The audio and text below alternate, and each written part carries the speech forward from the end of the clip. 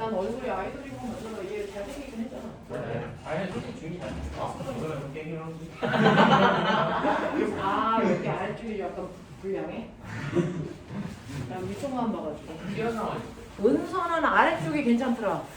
벗으니까 헐났더라. 아이돌이는 누가 깡패야. 교통으로. 자 가자. 164페이지부터 진도 나가죠. 164페이지에 있는 파동의 파동과 빛 소리인데요. 자 이제 이 파동 파트를 여러분들이 자소서를 또 쓰거나 생기부에 파동 파트가 있는 사람들이 있죠. 그래서 파동에 대한 얘기를 많이 모르니까 우리도 그거 하죠. 준기야, 파동이 뭐니? 파동이란 에너지의 전달. 에너지가 전달되는 형태. 그래서요, 네, 에너지가 전달되는 형태를 파동이라고도 하고요. 진동이 뭐 하는 거? 퍼져나가는 형태도 에너지라고 하죠. 그 진동을 펴지게끔 하는 게 사실은 에너지니까. 됐어요. 네. 그럼 그 파동이라고 하는, 됐어. 마루골이라고 하는 매질에 진동이 있잖아요. 그 진동을 하게끔 하는 힘. 파동을 일으키는 힘. 보건용. 요건효과. 탄성. 보건용 말고 또 있어요. 보건효과.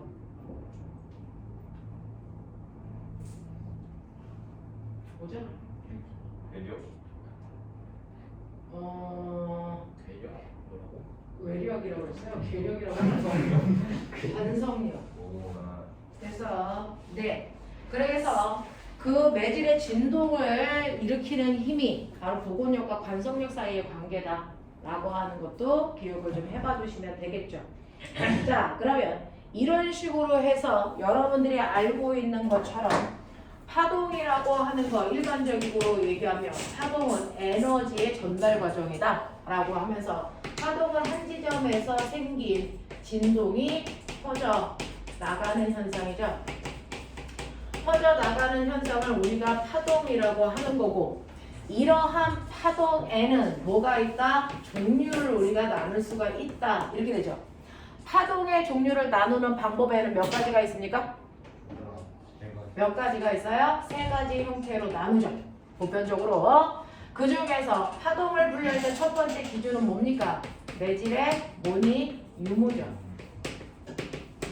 파동이 전달될 때 매질이라는 게 필요하니 안 하니로 나누는 거죠. 자, 매질이 필요한 애들을 뭐라 그러니?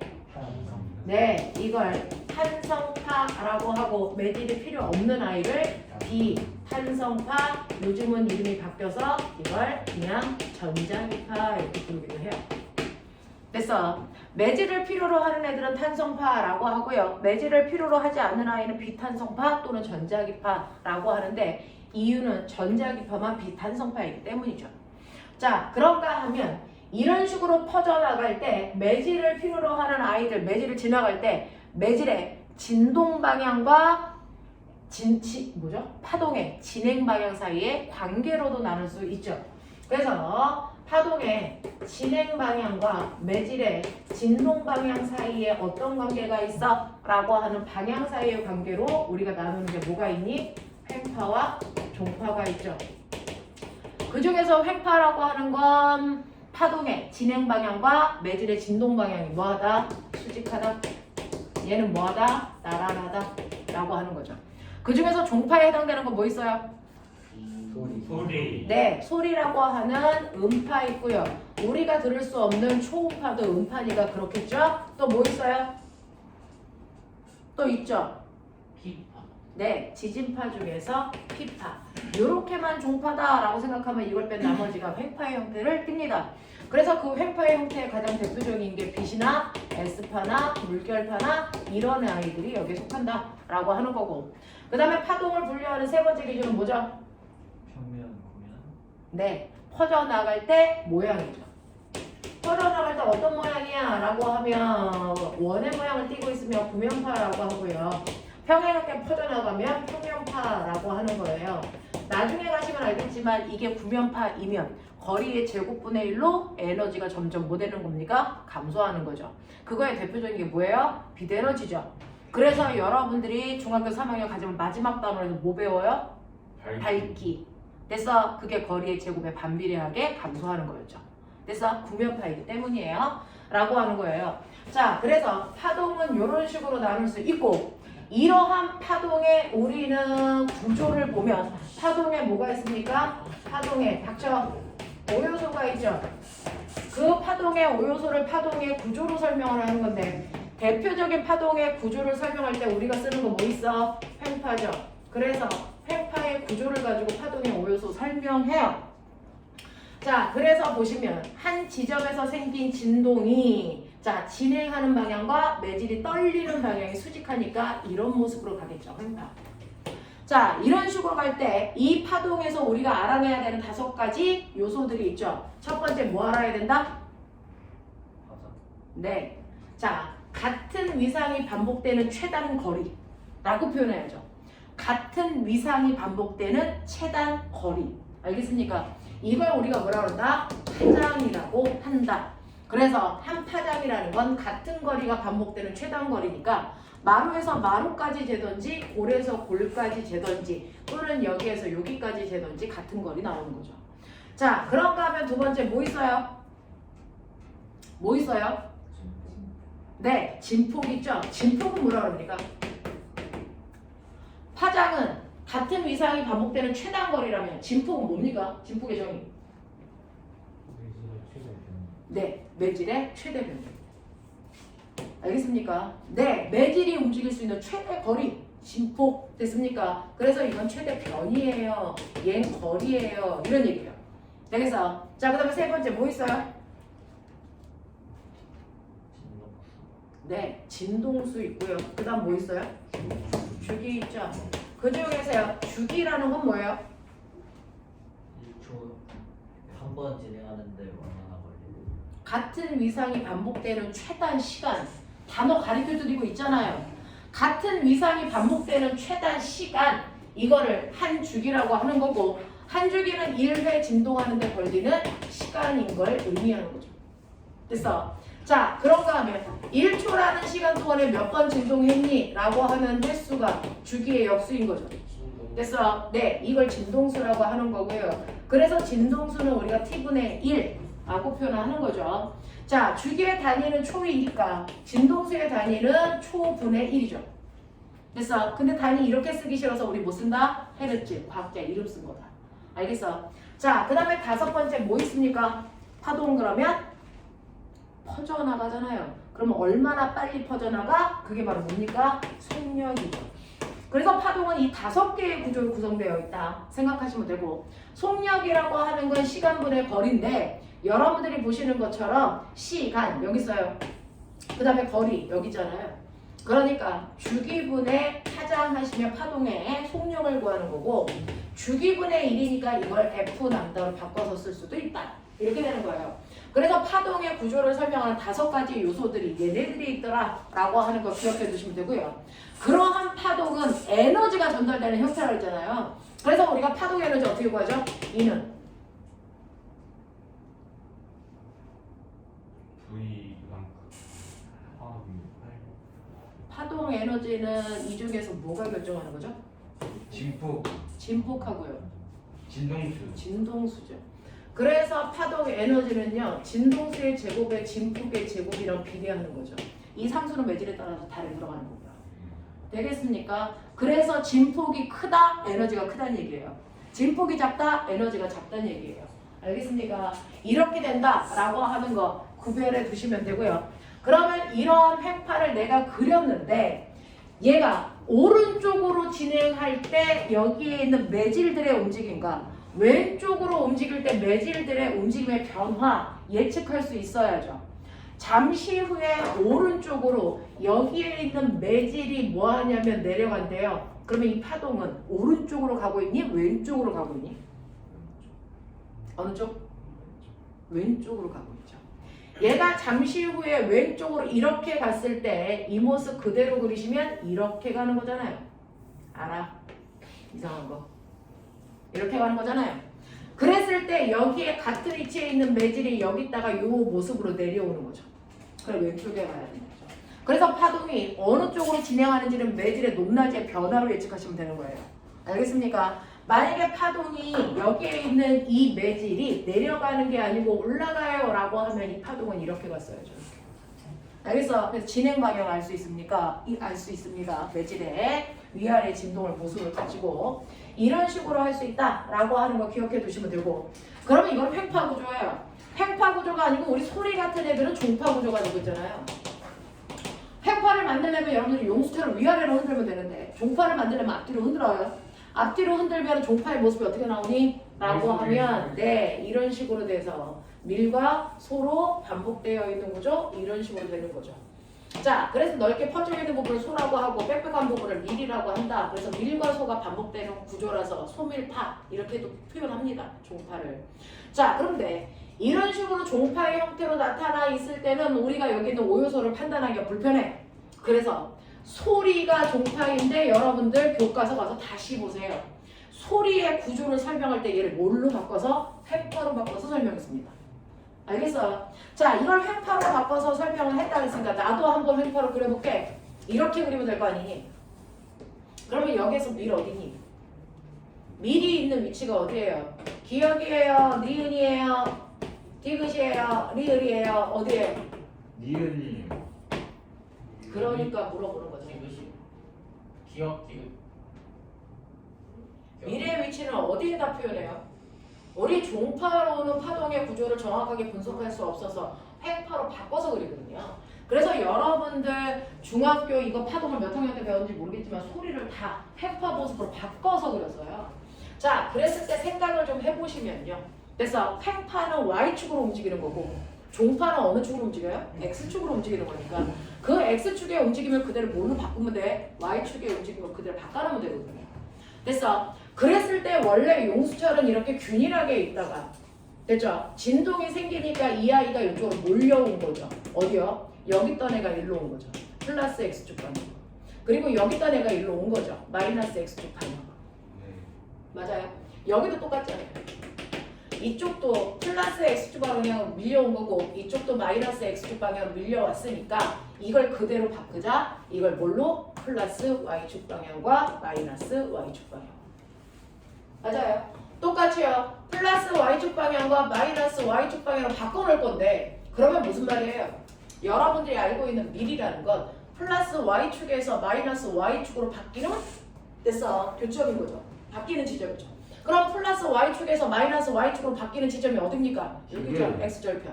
여기요. 됐어. 위에서 아래로 내려오는 요 포인트인 여기가 바로 밀을 표현하는 거예요. 아이씨! 정신 이빠이 차려. 됐어. 자, 그런가 하면 손은 어디예요? 마이너스 X축에서 플러스 X축으로 바뀐다는 얘기는 마이너스 Y축에서 플러스 Y축으로 바뀌는 지점이잖아요. 그러니까 아래에서 위로 올라가는 포인트 어디? 여기요. 그러니까 여기죠. 여기가 소라고요. 알겠습니까? 이런 식으로 해서 종파도요. 횡파의 형태로 바꿔놓고 구조를 보는 거예요. 알겠어? 이런 식으로 해서 우리가 소리가 다 이렇게 바뀌어져 있다고요. 교과서에. 알겠냐? 이런 식으로 해서 변형해서 그릴 수 있다. 머릿속에 넣으시면 되고 그러면 이런 식으로 해서 내가 종파와 횡파를 구조를 다 봤어. 자, 근데 내가 궁금한 거는 이제 뭐가 있냐면 파동이라고 하는 아이가 가지고 있는 파동의 성질이 있어요. 그 성질 중에서 여러분들이 알고 있는 굴절 왜 일어나요? 속력 차이. 매질에 따른 무슨 차? 속력 차이죠. 그러면 이제 물어볼게요. 파동의 속력은 빨라졌다 느려졌다 할 수 있다 없다?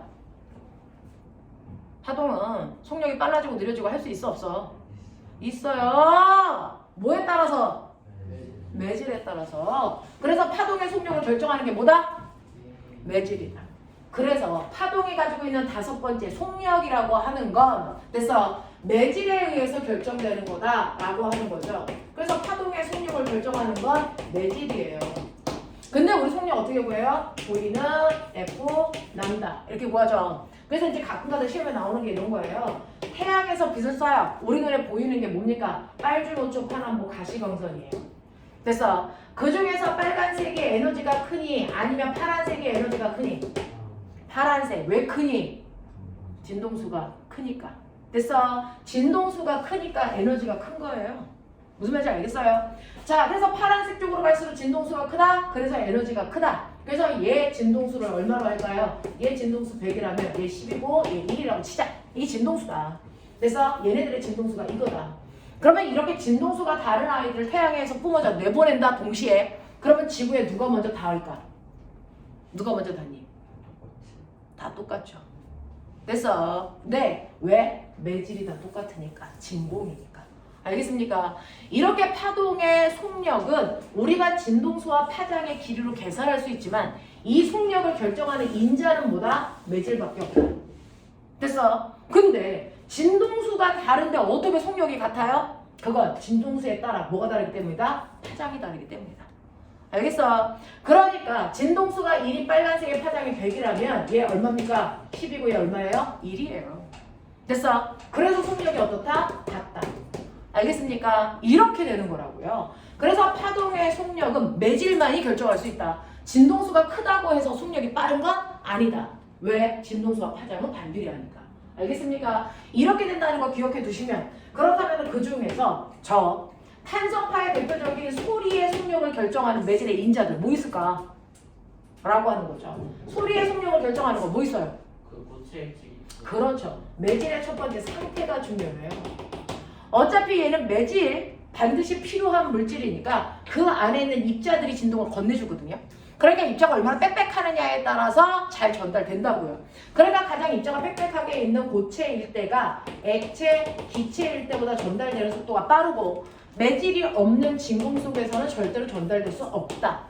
알겠습니까? 이렇게 되는 거예요. 그러면 여러분들 아세요? 바닷속 깊이를 잴 때 뭐 써요? 음파. 됐어? 초음파 써요. 알겠어? 네. 그래서 초음파가 갔다가 오는데 걸리는 시간을 가지고 수심을 측정하는 거잖아요. 그걸 음향측심법 이렇게 표현해요. 지구과학에서. 어느 부분에서 조용한 거야? 알고 있다는 뜻이야. 알고 있어요. 알고 있어. 조용한 거. 알고 있어 조용한 거예요. 그래서 음향측심법을 가지고 수심의 깊이를 이제 쟀단 말이죠. 그렇다면 내가 지구에서 달까지의 거리 초음파로 쏘면 되죠? 왜 안 돼요? 네, 진공이니까. 되겠습니까? 그래서 우주에서는 진공이기 때문에 음파를 사용할 수 없어요. 매질이 반드시 필요하기 때문에. 그래서 달에는 대기가 있다 없다. 그래서 첫 번째 특징, 소리가 전달되지 않는다. 알겠습니까? 이런 것들도 가지고 계십니다. 그 다음 두 번째, 소리라고 하는 거는 매질의 상태에 따라서 다를 뿐만 아니라 같은 상태의 매질이라도 그 아이의 뭐에 의해서 결정된다? 온도.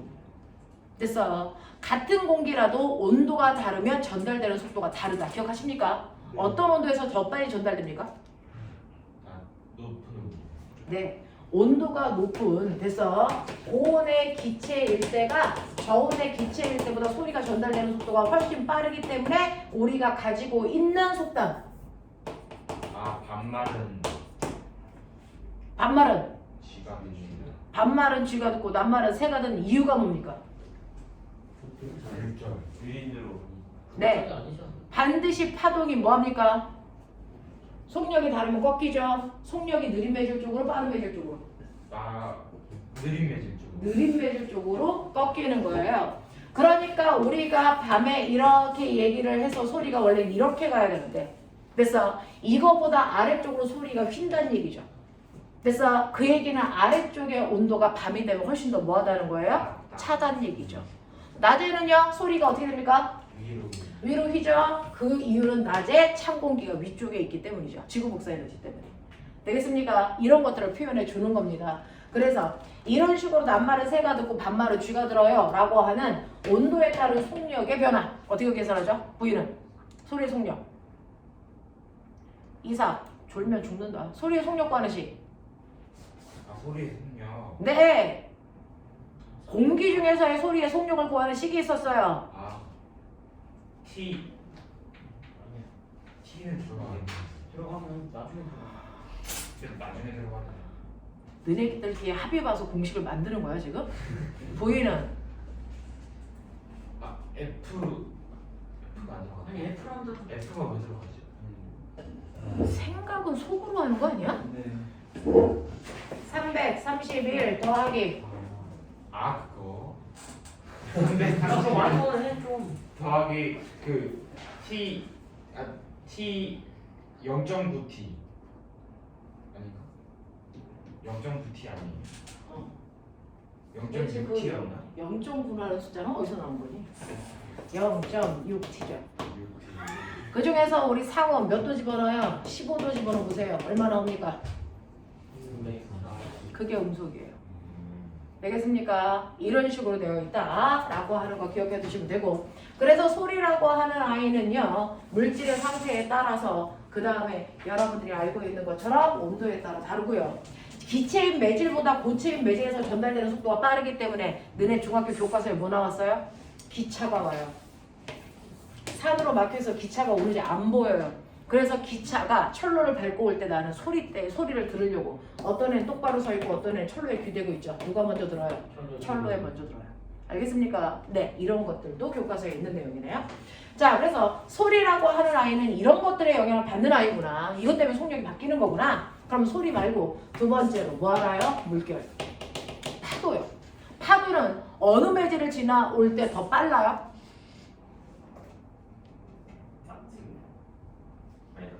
깊은 곳이 빠르죠. 깊은 곳이 빨라요? 얕은 곳이 빨라요? 깊은 곳이. 깊은 곳이 훨씬 더 빠르죠. 그래서 깊은 물 속에서의 속력이 얕은 물보다 훨씬 더 빠르다 이렇게 되는 거죠. 그래서 어떻게 되는 겁니까? 깊은 물을 막 이렇게 지나오고 있어요. 그래서 여기가 깊은 물, 여기가 얕은 물 이렇게 되는 거죠. 자, 그래서 여기서 파도가 쳐가지고 올 때 그래서 속력이 빠르다는 얘기는 무슨 말입니까? 자, 같은 파동이 전달될 때 속력이 달라지는데, 속력이 달라질 때 V, F, 람다에서 바뀌는 게 뭐예요? 람다. 람다만 바뀌죠. 진동수 바뀔 수 있니 없니? 없어요. 됐어요. 네, 그래서 같은 시간 동안에 진동해야 되는 횟수는 똑같은데 그 시간 동안에 얼마나 많이 가느냐 아닙니까? 파장의 길이가 바뀌는 거예요. 속력이 바뀐다는 얘기는. 그러니까 속력이 빠른 깊은 물 속에서는 한 번 진동할 때 왁 하고 가는 거고, 얕은 물에서는 이렇게 가는 거죠. 알겠습니까? 그랬을 때 불로 튀어나온 마루를 연결한 선을 우리가 뭐라고 그러냐면 파도의 얼굴 파면이라고 해요. 그래서 파면과 파면 사이의 뭐 간격, 이게 한 파장이죠. 그 한 파장이 조밀하게 나타난 쪽이 얕은 물이고요. 그리고 넓게 나타난 쪽이 무슨 물입니까? 깊은 물인 거죠. 그래서 파면의 간격이 파장이기 때문에 파장이 넓을수록 속력이 빠르다. 알겠습니까? 네, 이렇게 되는 거고요. 손들지 마, 이 새끼야. 뭐? 쓰나미 때는 정반대. 쓰나미일 때는요, 뭐가 생기는 거냐면, 쓰나미는요, 얘가 이제 오다 보면 어떤 일이 발생을 하냐면, 깊은 쪽에서 이렇게 얕은 쪽으로 오면서, 그래서 어떤 일이 발생을 하냐면, 얘의 파장이 짧아지는 거잖아요. 파장이 짧아지는 대신에 뭐가 생기는 줄 아세요? 파장이 짧아지는 대신에 진폭이 높아져요. 그래서 쓰나미가 생기는 거예요. 알겠어요? 그래서 얕은 물로 올 때 파장의 간격이 짧아질수록 파고는 높아질 거예요. 그래서 육지를 덮어버리는 거예요. 쓰나미가 생기는 거예요. 알겠냐? 이런 것들. 그죠? 이런 식으로 된다라고 하는 거 기억해 두시면 되고요. 그 다음에 세 번째로 줄 있어요, 줄. 내가 줄을 흔들어요. 그러면 더 빨리 파동을 전달할 수 있는 줄은 어떤 줄? 미란줄이라는 건 뭘 얘기하니? 선밀도가 높은 줄 끊었네. 선밀도가 높다라는 얘기는 뭐냐면 1m 단위로 잘랐을 때 더 무거운 줄이란 뜻이지. 그럼 결국 무거운 줄이지. 무거운 줄에서 더 빨리 전달되니? 가벼운 줄. 가벼운 줄. 네가 지금 그렇게 얘기한 거야. 네. 선밀도가 가벼운 줄. 선밀도가 작은. 그래서 줄은요, 가벼운 줄일 때가 무거운 줄일 때보다 더 빨리 전달되고요. 하나 더. 같은 줄일 때 뭐요? 팽팽할수록. 됐어? 네. 그 줄을 잡아당기는 장력이 클수록 더 빨리 전달되는 거죠. 그래서 줄의 파동의 속력 V는 뭐였어요? V 제로. 아 이거는 기억나는데 진짜. 야, 너네 교통사고를 같이 당한 거야? 준비야 너 해줘. 파동 파트 영재에서 안 해? 어? V는 루트. 네. 로분의 5예요. T죠. 됐어. 이게 C를 잡아당기는 뭐예요? 장력. 됐어. 장력이고요. 그 다음에 뮤라고 하는 아이가 뭡니까? 이게 바로 선밀도를 얘기하는 거죠. 알겠습니까? 네. 좀 제대로 알고 가자. 알겠습니까? 자, 그 다음에 네 번째요. 빛은요. 얘네들은 다 탄성파죠. 얘만 비탄성파죠. 됐어. 자, 빛에 전달되는 속도는 매질이 없을 때 전달이 더 잘 되는 거니까 진공해소가 제일 잘 되죠. 그 다음 뭐예요? 기, 액, 고전. 됐어. 자, 그 중에서 진공해소의 속도가 제일 빠른데 이 속도만을 우리가 뭐라 그런다? 광속이라고 한다. 됐어. 다른 건 광속이라고 안 하고. 알겠죠? 이렇게 된다라고 하는 거 이제 알아두시면 돼요. 이게 파동입니다. 그래서 파동의 성질은 매질에 의해서만 결정되고 그 매질에 의해서 결정된 속력을 V는 F 람다로 계산하는 거예요. 알겠어? 결정된 속력을 저렇게 계산한 것 뿐입니다. 진동수가 커진다고 해서 속력이 빨라지는 건 아니고 속력이 달라질 때 변할 수 있는 인자는 파장밖에 없다. 진동수는 변하는 게 아니다. 그래서 네, 이렇게 된다라고 하는 거 기억해 주시고 그러면 이러한 파동의 성질 있죠? 파동의 성질 뭐 알아요?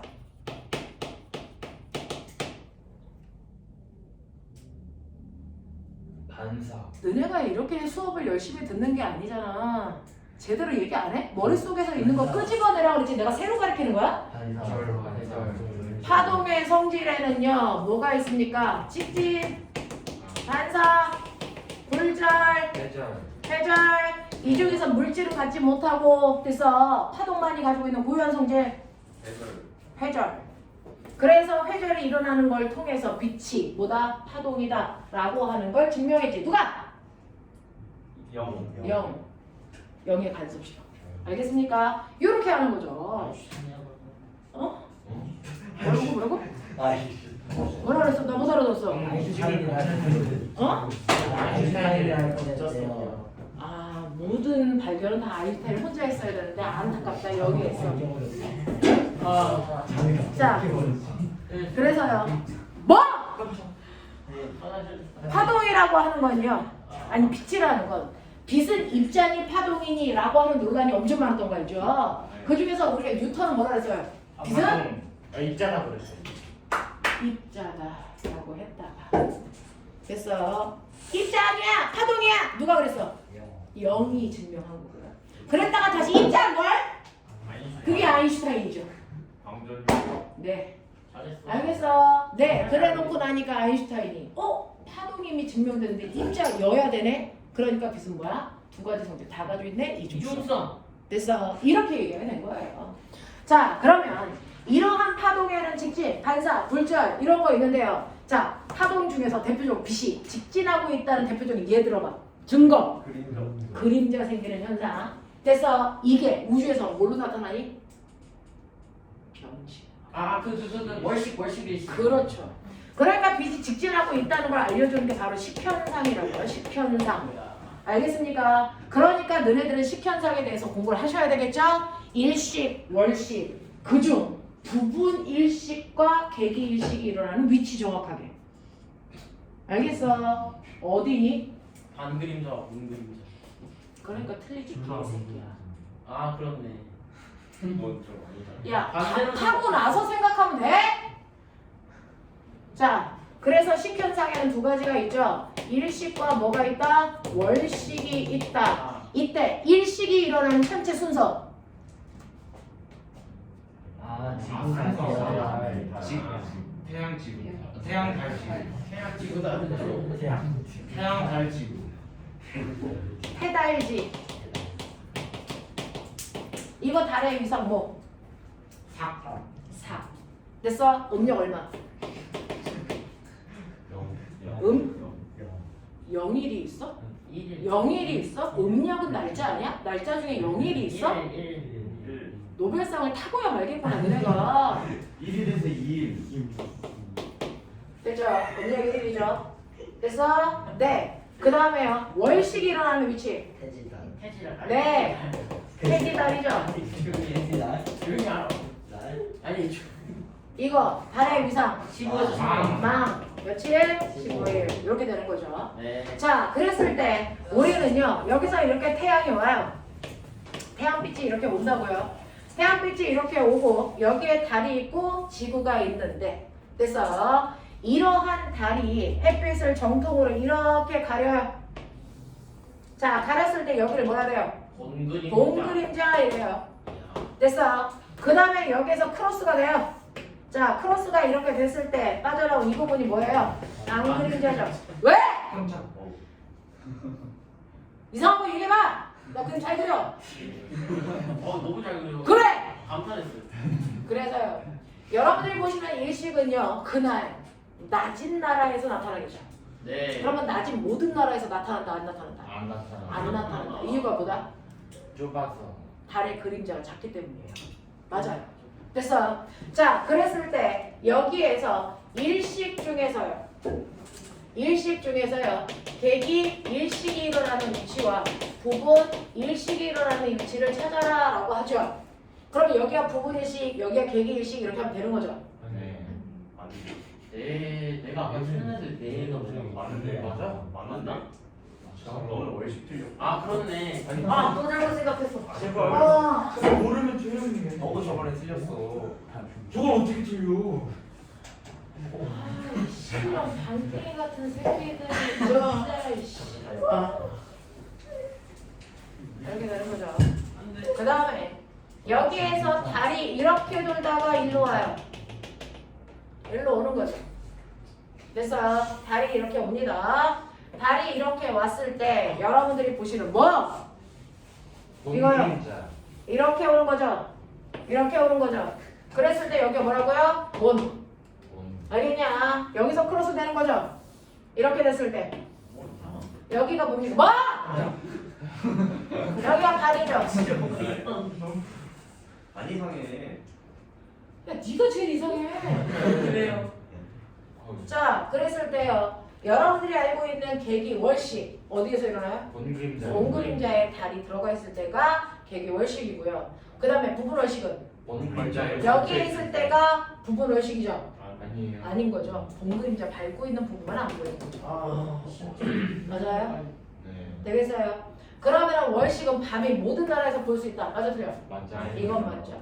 지구 그림자가 넓으니까. 되겠습니까? 그럼 일식이 일어나는 기간이 더 깁니까? 아니면 월식이 일어나는 기간이 더 깁니까? 월식이. 월식이 훨씬 길죠. 그림자 범위가 넓으니까. 무슨 말인지 알겠습니까? 이런 식으로 되면서 일식이 될 때 달이 어디부터 안 보여? 오른쪽. 일식인데 일식일 때 일식일 때 달이 아니고 태양이 어느 쪽에 안 보여? 오른쪽. 태양의 오른쪽부터 안 보이죠? 월식이 됐을 때 달이 어디부터 안 보여? 왼쪽. 네, 이렇게 되는 거죠. 그래서 이런 식으로 나타나는 겁니다. 자, 일식은 낮에 일어나는 거라는 건 알고 있어요. 그렇죠? 네. 그래야 일식이죠. 네. 네, 월식은 언제 일어나요? 밤에 일어나는 거죠. 됐어. 그러면 이렇게 일식과 월식이 매달 1일하고 15일마다 일어납니다. 아니요. 아니죠. 이유가 뭡니까? 황도와 백도의 그 궤도면 네, 각도 차이. 황도와 백도가 얼마? 5도. 네, 5도 기울어져 있기 때문에 매달 일어나는 게 아니죠. 내신 프린트. 누구? 식과 유전. 네, 지금 출력해 놨어요. 제가 가지러 갈게요. 네네네. 자, 그래서 이렇게 황도와 백도가 5도 기울어져 있기 때문에 정확하게 교차점에 천체들이 왔을 때만 그 현상이 생기는 거고요. 그렇지 않으면 높이 차이가 있기 때문에 그 위치에 있어도 보여요. 알겠습니까? 이렇게 된다. 이게 바로 빛이 직진하기 때문에 나타나는 현상이래요. 라고 하는 거죠. 되겠어? 이해돼? 자, 그 다음에 반사라고 하는 거죠. 자, 빛은 반사돼요. 언제? 파동은 반사돼요. 언제? 다른 매질을 만날 때. 알겠습니까? 다른 매질을 만날 때 반사가 됩니다. 그 반사 중에서 우리가 중학교 때 배운 거 있죠? 뭐 있어요? 매끄러운 면에서 빛이 반대편으로 한 방향으로 가는 걸 뭐라고 한다? 정반사라고 하는 거죠. 그래서 정반사와 무슨 반사가 일어나는데? 남반사가 일어나는데 정반사는 표면이 매끄러운 면에서 모든 빛이 한 방향으로 나가는 행위를 우리는 정반사라고 하고 그 정반사가 일어난다는 증거로 그 주변이 뭐한다? 병신듯이 비친다 이 새끼들아. 됐어? 맞아? 네. 비치는 게 뭐예요? 주변의 모습들이 그 면에 그대로 상이 맺힌다고요. 거울에 비친다 그랬더니 야동 생각하는 거야? 찐따 새끼 저거. 너 영상 찍고 있는데 그 짓을 할래? 아, 진현이가 그랬어. 내가 그러지 않았어. 대단하다. 난 비친다고 안 했어. 대단하다 진짜. 상이 맺힌다 그랬지. 네, 진현이 엄마한테 전송해야 되겠다. 자, 난반사는 뭐예요? 표면이 거칠 때. 그래서 거친 면에서 빛이 어느 방향? 모든 방향으로 뻗어나가는 행위죠. 그래서 그러면 우리는 주변의 경치는 비치지 않고 단지 그 물체만 모든 곳에서 뭐 할 수 있다? 볼 수 있다. 이거죠. 그래서 하늘에 달 떠 있어요. 지금 밖에 나가면. 네. 그래서 그 달을 서울에서도 볼 수 있고 부산에서도 볼 수 있는 게 달 표면에서 무슨 반사하기 때문이야? 난반사가 일어나기 난반사하기 때문이니까. 때문이야 라고 하는 거죠. 그러면 이렇게 반사를 할 때 우리는 이 안에서 법칙이 성립되죠? 무슨 법칙? 반사법칙. 반사 법칙이 성립하죠. 그러면 잘 생각해 보세요. 이러한 반사 법칙은 정반사에만 성립합니까? 난반사에만 성립합니까? 난반사에서는 난반사에서만 성립하죠. 아니요. 둘 다 성립하죠. 반사 법칙이 뭐예요? 아 진짜 이거 뭐야? 반사 법칙이 뭐야?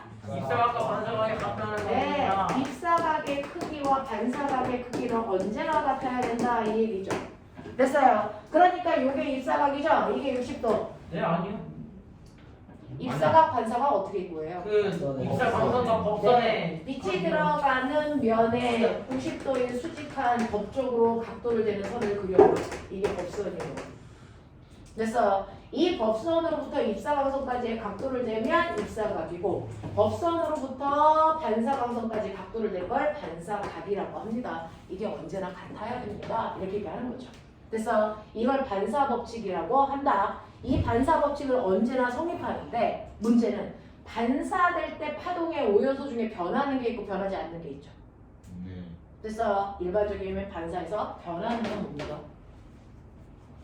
일반적 반사에서 변하는 것? 방향 네. 파동의 진행 방향 바뀌어요. 또? 오일소 중에 나오는 거예요. 네, 맞아요. 속력 방향은 바뀌어요. 그러면 속력 바뀌어요? 아니요. 안 바뀌죠. 속력 바뀌어요? 아니에요. 안 바뀌죠. 네. 바뀌는 건 방향만 바뀌고 나머지 바뀌는 거 있다 없다? 없어요. 됐어? 근데 됐어요. 여기는 공기니까 소환 매질이죠. 네. 되겠냐? 그러면은 여기는 거울이니까 미란 매질이죠. 이때 소환 매질에서 미란 매질로 갈 때 진동수, 파장 이런 거 안 바뀌는데 바뀌는 게 하나 있단 말이죠. 뭐가 바뀔까요? 아, 뭔가 그 굴절파랑 반사파로 나뉘어. 뭐가 바뀔까요? 뭐가 바뀐다고 했어? 위상이요. 아, 맞다. 위상이 바뀌죠. 그래서 반사가 될 때 위상이 그대로 반사되는 경우가 있고 위사가 정반대로 바뀌어서 반사되는 게 있죠. 맞아요? 이거 무슨 반사 무슨 반사? 졸려 살짝 일어나라. 어? 전반사가 아니라 전반사 맞는. 단반사 고정반사 전반사는 뭐야? 정반. 정반사는 뭐니? 고정반. 고정반사 이때 위상이 바뀌어 안 바뀌어도 우리는 고정단 반사가 반대말 자유단 반사가 있죠. 그래서 고정단 반사와 자유단 반사가 있다. 이 중에서 위상이 바뀌는 거 무슨 반사? 자유단 고정단. 얘만 위상이 180도로 바뀌죠. 자유단 반사는 안 바뀌죠. 공부 대충 할 거면 할 필요 없어. 어차피 틀릴 건데 왜 해? 지대로 해라. 알겠습니까? 이렇게 되는 거죠. 그래서 고정단 반사를 할 때는요. 여러분들이 보시는 것처럼 고정단 반사는 어디에서 어디로 가는 걸 고정단 반사라고 해요? 여기 그림 있어요. 오세요. 어디냐면 166페이지에 고정단 반사 있죠.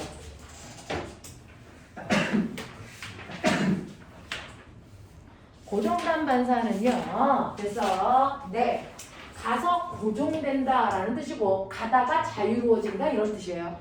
알겠어? 자, 그래서 고정단 반사를 줄로 설명을 하면 이렇게 가는 줄과 두꺼운 줄이 있어. 가는 줄은 소한 매질이고 두꺼운 줄은 미란 매질이야. 그래서 그 중에서 가벼운 줄의 진동을 이렇게 일으켜서 갔을 때 부딪혔어. 그래서 부딪히면 다른 매질이가 여기 경사면에서 뭐하니? 경계면에서 반사되겠죠. 반사될 때요. 마루로 가서 부딪히면 뭘로 나와요? 야, 가는 줄에서 두꺼운 줄로 가는 게 고정단이냐 자유단이냐? 일단 여기부터 시작해야 되는 거구나. 네. 고정 이게 고정단 반사죠. 됐어요. 이게 고정단 반사입니다. 가다가 진동하기 더 어려운 매질을 만나는 걸 고정단 반사라고 한단 말이죠. 자, 그렇게 됐을 때 이 면에서 반사되어 나올 때요. 마루로 가내는 위상이 180도로 바뀌어서 뭘로? 볼로 바뀌어서 이렇게 나오는 거예요. 됐어? 네. 그리고 이 곳에서는요. 반사가 100% 일어나진 않죠. 반사되는 애도 있지만 여기 뚫고 가는 애들도 있겠죠. 투과된 애는 위상의 변화 없이 그대로 가요. 그래서 무조건 투과된 애는 위상의 변화 없이 자유단위든 고정단위든 그대로 가는 거고요. 반사돼서 오는 애들만 위상이 바뀌어요. 알겠습니까? 이렇게 된다. 고정단 반사를 할 때는 위상이 180도 바뀌는 거고요. 자유단 반사를 할 때는 위상 변화가 없어요. 됐어. 그래서 우리가 얇은 막 간섭 뭐 이런 거 배운 적 있어?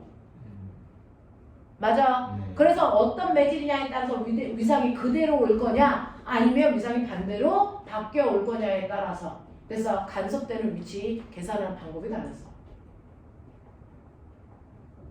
알고 있길 바래. 됐어. 뭐 그런 얘기죠.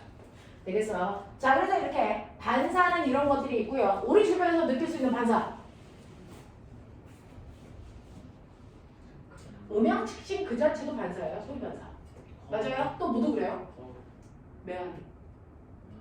메아리도 소리 반사죠.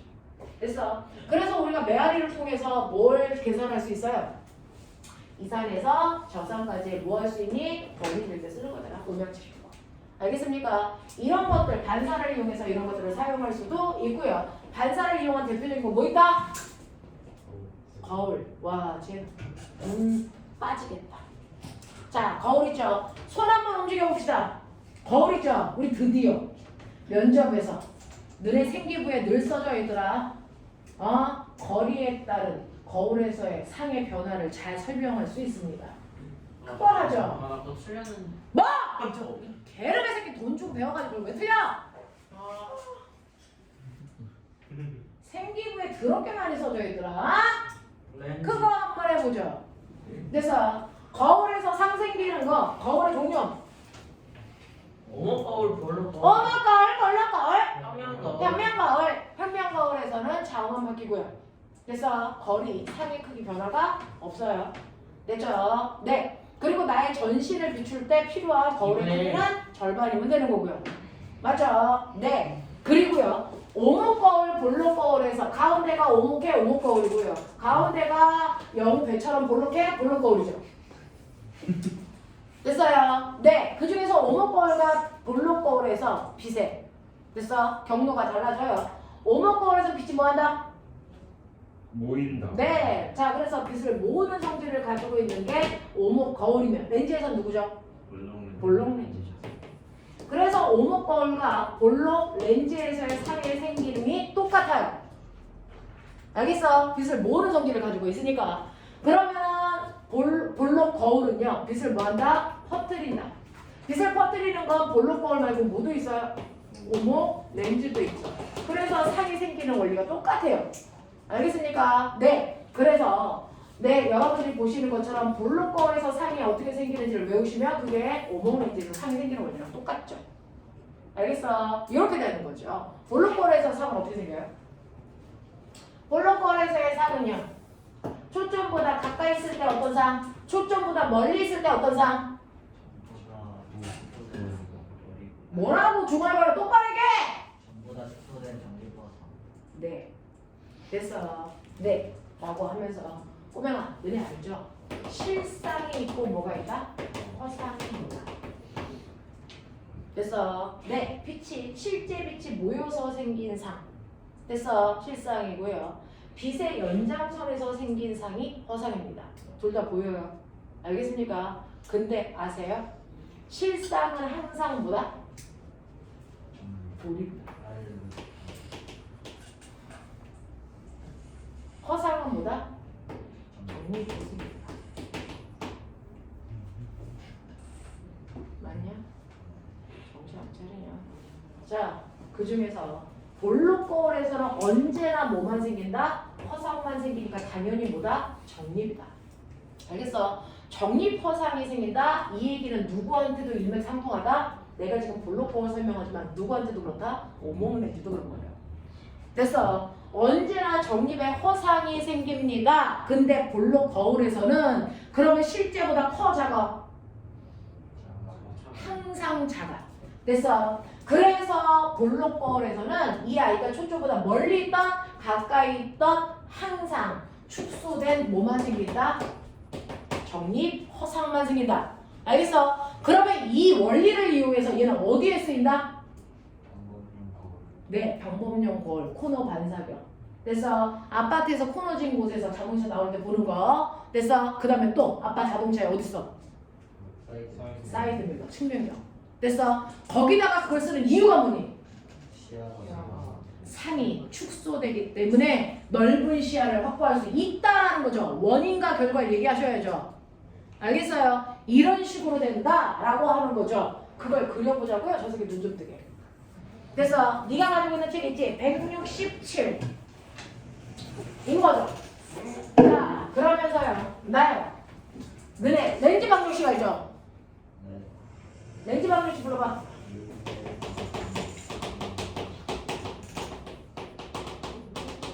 렌즈 방정식 뭐냐? A분의 1 더하기 B분의 1이 F분의 1이죠. 됐어. A가 뭐였어? 렌즈로부터 물체까지 실제거리. 됐어. B는요? 네, 렌즈로부터 또는 거울로부터 상까지 실제거리. 알겠습니까? F는 뭐예요? 초점거리. 알겠습니까? 이 관계가 있죠. 이게 렌즈 방정식이고. 이때요. 여러분들이 알고 있는 A도 뿔마가 있는 거 아세요? 됐어. 네, 이거 실제 물체일 때와 가짜 물체일 때.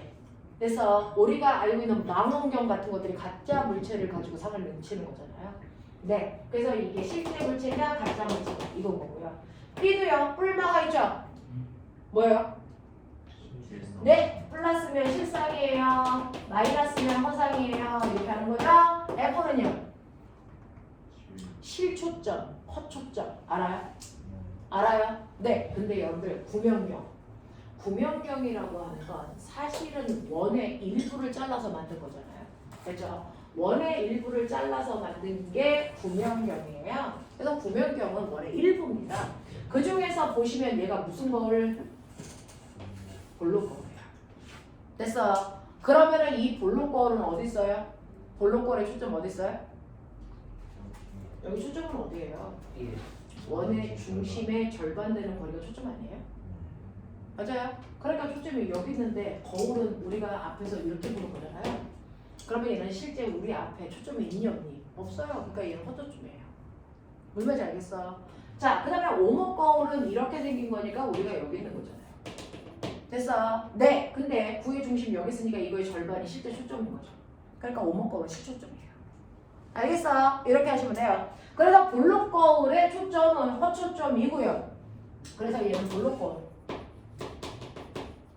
이건 오목 거울의 초점 얘기하는 거다. 알겠습니까? 이렇게 생각하시면 되겠어요? 하겠습니까? 이런 식으로 해서 렌즈 방정식에다가 넣고 여러분들이 실제로 계산할 때 뿔마 계산하시고 하셔도 되고요. 실제로 작도해 보셔도 되고 그 다음에 배율은 어떻게 할까요? 배율은 얼마나 확대했어요? 라고 하면 배율을 계산하는 방법은 A분의 B의 절대값이죠. 그래서 이게 배율일 거다 라고 하는 것도 이제 알고 있는데 그 중에서 우리가 작도할 때요. 작도할 때 뭐 할까요? 작도할 때 뭐 할까요? 볼록거울? 오목거울? 뭐 아무거나 하시면 되는데 여기에 만약에 오목한 거울이 있다. 오목한 거울? 볼록한 거울? 어떤 거 할까요? 오목한 거울? 오목한 거울이 있다. 여기가 초점이다. 그래서 네 이렇게 된다면 여기에서 물체가 이렇게 있어. 자, 그 물체에서 빛이 반사돼서 나가죠. 자, 일단 머리에서 빛이 돼서 광축과 나란하게 가요. 어떻게 됩니까? 네, 광축과 나란하게 가는 빛은 무조건 어떻게 한다? 초점 지나간다. 이거죠. 됐어. 네. 그 다음에 렌즈의 중심을 지나가는 애는 어떤다? 반드시 반사돼서 나온다. 되겠습니까? 네. 그 다음에 어떻게 됩니까? 초점을 지나가는 애는 반드시 어떻다? 광축과 나란하게 온다. 알겠어? 자, 이렇게 해서 빛이 만나는 그 지점에서 상이 뭐한다? 맺힌다. 그러니까 보세요. 실제로 빛이 모였으니까 실성 생긴 거죠. 됐어? 네. 그리고 원래 모습과 반대로 생겼으니까 실상은 무조건 뭐예요? 돌입이에요. 알겠습니까? 이렇게 되는 거죠. 납득이 돼요? 납득이 돼요? 그러면 이 새끼를 땡기면 어떻게 돼요? 한칸 땡겨봐! 조금만 땡겨봐. 그럼 요 손 그대로 가. 이 라인에 상이 맺힌 거야. 알겠어? 이 라인 타는 거야. 이 라인. 되겠어? 대신에 변하는 건 뭐냐면요. 나는 보라색 선만 쓸게요. 어차피 빛은 두 개만 만나면 되니까. 자, 두 개만 만나면 되는 거니까 얘가 여기서 초점을 지나가 볼게요. 여기서 초점을 지나가면 어떻게 갑니까? 이렇게 더 급하게 가죠. 됐죠? 그래서 광축과 나란하게 가니까 요번에 빛이 여기 위치. 됐어. 그래서 얘가 앞으로 갈수록 이게 더 밑으로 내려가는 거예요. 하시겠어요? 요거 타고 내려가는 거야. 그래서 상이 점점 됐어. 렌즈에 가까울수록 상의 크기가 뭐해지니? 커지는 거지. 그 중에서요. 정확하게 이 새끼의 실제 길이와 같은 크기의 상이 맺히는 곳이 어디였지? 초점의 2배니까 거기가 구심이죠. 됐어. 네, 구심이 되는 곳이 정확하게 얘랑 같은 크기고, 그리고 구심을 지나서 초점까지 갈 동안 상은 실제보다 뭐해져? 커지는 거고. 알겠어? 그랬다가 초점에 왔어. 상 안 맺혀. 됐어. 네. 그리고 초점 안으로 들어왔어. 어떻게 돼? 이때부터 뭘로 바뀌어? 실상이 허상으로 바뀌죠. 알겠어요? 실상이 허상으로 바뀌고, 그 다음에 여러분들이 보시는 것처럼 오목거울에서의 허상은 무조건 확대되는 허상, 볼록거울은 무조건 축소되는 허상. 알겠습니까? 이렇게 되더라. 납득되냐? 네. 이렇게 되는 거. 그래서 상을 한 번 하셔야 되는데 가장 복잡한 게 누굽니까? 복잡한 게 누굽니까? 오목거울하고 볼록현재. 알겠어? 네. 오, 목, 거, 울, 돌, 로, 레, 즉. 됐어. 네. 얘는 실상이 생겼다가 뭘로 바뀌어요? 허상으로. 됐어. 실상도 생기고 뭐도 생긴다? 허상도 생긴다. 맞나? 맞습니까? 실상도 생기고 허상도 생기고요. 됐어. 그랬을 때 실상은 무조건 거꾸로 뭐가 생기니? 돌입으로 생기죠. 됐어. 허상은 뭐로 생기니? 정립으로 생기죠. 됐어. 이때 허상은 무조건 뭐니? 확대된 상이죠. 됐어. 네, 실상은 어떠니? 실제보다 작았다가 실제보다 커지죠. 됐습니까? 네. 그래서 이 실상은 축소된 상도 있고 확대된 상도 있고, 이게 나뉘어지는 기준점이 이 초점의 거리입니다. 맞임. 이렇게 얘기했어야지 이 새끼야. 너 가서 뭐라고 헛소리했어? 아니 대답 생기부마다 있는 것들이 있어요. 암석 분류야. 그러니까 그런 걸 좀 물어봤으면 좋겠는데. 네가 원하는 대로 질문해 주지 않아요. 네가 안 원하는 걸 하는 거지. 그래서 모든 생기부에 다 들어있는 게 지금 뭐냐면요. 암석 분류라 조항광물이 뭐니.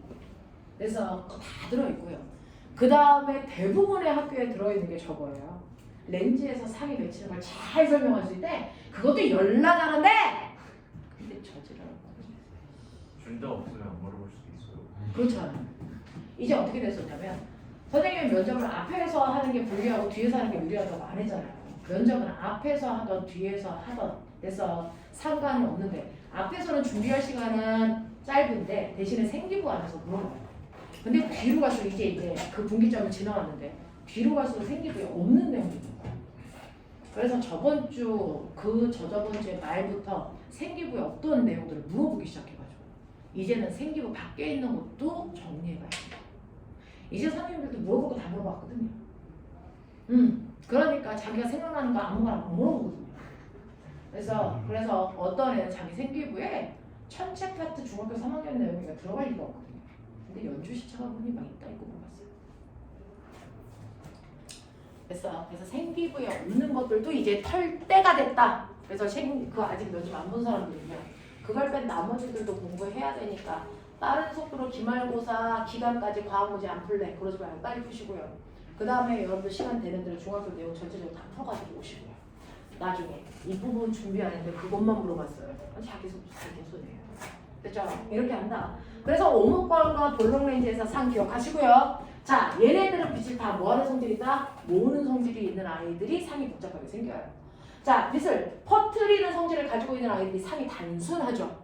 그래서 빛을 퍼뜨리는 성질을 가지고 있는 애가 뭐예요? 볼록, 거울이 있고 그 다음에 오목, 뭐가 있어요? 렌즈가 있는데 얘는 물체가 어디 있든지 상관없이 항상 뭐예요?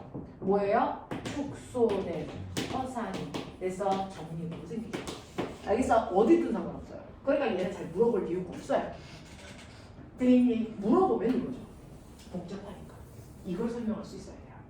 그래서 한번 정확하게 잘 머릿속에 집어넣어 보십시오. 됐죠? 이렇게 되더라 라고 해서 반사를 이용해서는 거울을 얘기할 수 있어야 되고 거울에서의 상의 종류를 정확하게 얘기할 수 있어야 되고 그 다음 그 거울을 사용한 용도를 알아야 돼요. 알겠어요? 그거가 어디서 써? 라고 하는 것도 알아야 되겠죠. 그죠? 이런 것들을 기억하시면 됩니다. 그래서 볼록 거울은 그런 데 쓰는 거고요. 오목 거울은 어디에 쓰는 거냐면 오목 거울 같은 경우에 엄마의 화장대에서 엄마 화장할 때 얼굴 확대하려고 쓰는 거죠. 됐죠? 네, 이럴 때 써주는 것도 오목 거울이에요. 라고 하는 거 기억해 두시면 되겠죠? 뭐 그런 거.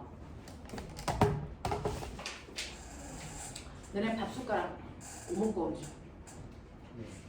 밥숟가락 오목 거울이죠? 우리는 나무 숟가락 써요. 뭐 이런 거 좀 곤란하고요. 그래서 내 밥숟가락 오목 거울이라서 걔가 상이 실제로. 그래서 여러분들이 가까이 있을 때 확대된 상이 생기고 멀리 하면 거꾸로 되거든요. 너 얼굴 집에 가서 한번 해보세요. 자, 이런 식으로 된다. 그 다음에 렌즈에서요. 시간 별로 없어요. 자, 그럼 빛의 성질 중에서 찍질했다, 반사했다. 그럼 뭐니? 굴절 먼저 하죠. 네, 굴절이 일어나는 이유는 매질마다의 뭐다? 속력 차이다. 그 속력 차이 때문에 꺾여요 라고 하는 거죠. 그 꺾이는 현상이 속력 차 때문에 생기는 거예요. 속력 차가 많이 나는 매질이면 확 꺾이고요. 속력 차가 별로 안 나는 매질이면 별로 안 꺾이겠죠. 그래서 그 꺾이는 정도를 뭐라 그런다? 굴절률이라고 하죠. 굴절률의 종류 얘기해봐. 절대 굴절. 내가 궁금한 게 있는데 1학기 때 열심히 했잖아. 우리가 지금 파동은 한 번밖에 정리할 수가 없지만 그래도 내가 하고 하잖아. 이렇게 이상하면 안 돼. 자, 뭐가 있어요? 절대 굴절률이 있고요.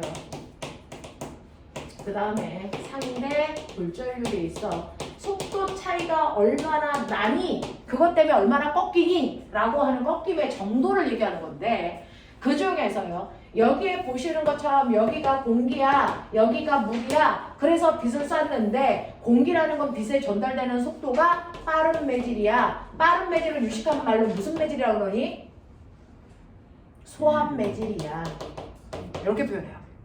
됐어. 네. 물은 빛의 속력이 뭐예요? 느린 매질이야. 느린 매질을 무슨 매질이라고 그러니? 느란 매질이야. 우리 이렇게 표현하는 거야. 맞아. 그래서 빠른 매질에서 느린 매질로 빛이 갑니다. 그러면 가면 당연히 일부는 반사하고 일부는 굴절해서 들어갑니다. 그래서 일부는 굴절해서 이렇게 들어갈 때 이 꺾이는 정도를 그래서 내가 계산하고 싶어. 숫자로 표현하고 싶어. 자, 그래서 이걸 나타내는 사람이 누구죠? 스넬이죠. 그래서 스넬 법칙이죠. 자, 그랬을 때 얘가 꺾이는 정도가 바로 첫 번째 공기라는 매질과 물이라는 매질에서의 무슨 차이라고요? 속도 차라고요. 그래서 공기라는 매질에서의 속도와 물이라는 매질에서의 속도 차이 비율 이게 바로 뭡니까? 상대 굴절률이죠. 근데 속도 어떻게 구해요? 파동의 속력 어떻게 구하죠? 아까 했죠? F 람다인 거죠. F 람다인 거죠. F 람다인 건데 둘의 속력의 차이가 생긴다는 건 둘의 진동수와 파장의 곱이 다르다는 거죠. 근데 이 중에서 변하지 않는 건 뭐예요? 진동수는 변하지 않으니 진동수는 똑같아서 약분될 거 아닙니까? 그러면 결국은 속력 차이라는 건 무슨 비율과 똑같다? 파장 비율과 똑같다. 아세요? 파장 비율과 똑같을 수밖에 없어요. 됐죠? 자, 그 다음에 이러한 속력 차이 때문에 뭐가 생기는 거냐면 법선으로부터의 뭐가 달라지니? 각도가 달라지죠. 그 중에서 속력이 큰 쪽의 각도가 크니 속력이 느린 쪽의 각도가 크니?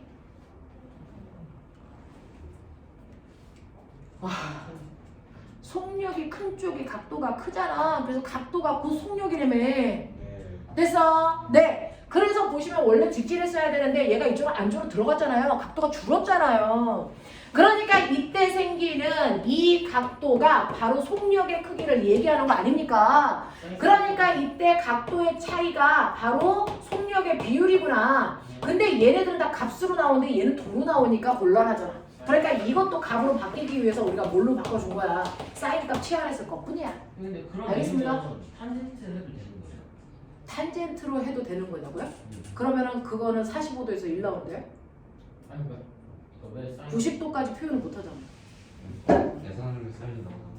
됐어요? 이런 식으로 하는 거죠. 계산을 자, 그래서 이런 식으로 해서 표현을 한 게 그래서 바로 뭐다? 상대 굴절율인데. 상대 굴절율은요. 여러분들이 보시는 공기의 값이 분자 맞아요? 물의 값이 분모 이렇게 들어간 거잖아요. 그러니까 내가 첫 번째 공기에서 물로 갈 때 상대 굴절율을 쓰는 게 이렇게 돼요. 그래서 맨 처음에 출발하는 애들 값이 다 어디로 간다? 그 값이 다 분자로 가고. 됐어? 네, 공기. 알아?